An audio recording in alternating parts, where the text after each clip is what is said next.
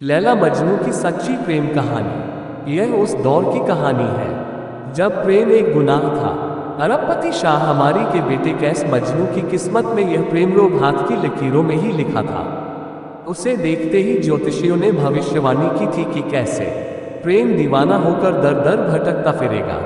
ज्योतिषियों की भविष्यवाणी को झुठलाने के लिए शाह हमारी ने खूब मन्नतें की। उनका बेटा इस प्रेम रोग से महरूम रहे, लेकिन कुदरत अपना खेल दिखाती ही है।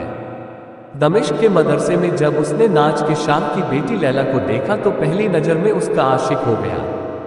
मौलवी ने उसे समझाया कि वह प्रेम की बातें भूल जाए और पढ़ाई में अपना ध्यान लगाए, लेकिन प्रेम दीवाने ऐसी बातें कहाँ सुनते हैं।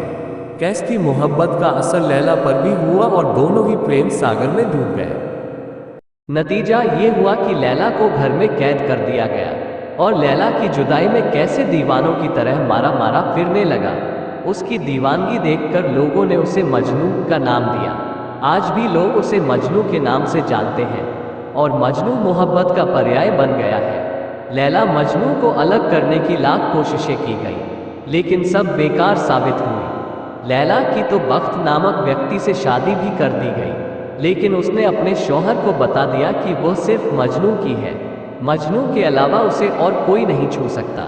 बख्त ने उसे तलाक दे दिया और मजनू के प्यार में पागल लैला जंगलों में मजनू मजनू पुकारने लगी। जब मजनू उसे मिला तो दोनों प्रेम पाश में बंध गए। लैला की माँ ने उसे अलग किया और घर ले गई। मजनू के गम में लैला ने दम तोड़ दिया। लैला की मौत की खबर सुनकर मजनू भी चल बसा। लोगों का मानना है कि लैला मजनू सिंध प्रांत के रहने वाले थे। उनकी मौत यही हुई थी, यह तो सब मानते हैं, लेकिन मौत कैसे हुई इसके बारे में कई मत हैं। कुछ लोगों का मानना है कि लैला के भाई को जब दोनों के इश्क का पता चला तो उसे बर्दाश्त नहीं हुआ और उसने क्रूर तरीके से मजनू की हत्या कर दी। लैला को जब इसका पता चला तो वह मजनू के शव के पास पहुंची और खुदकुशी कर जान दे दी। कुछ लोगों का मत है कि घर से भागकर दर दर भटकने के बाद वे यहाँ तक पहुँचे और प्यास से उन दोनों की मौत हो गई। वहीं कुछ लोग यह भी मानते हैं कि अपने परिवार वालों और समाज से दुखी होकर उन्होंने एक साथ सुसाइड कर लिया था। जो भी था, लेकिन दोनों को साथ साथ दफनाया गया ताकि इस दुनिया में न मिलने वाले लैला मजनू जन्नत में जाकर मिल जाए।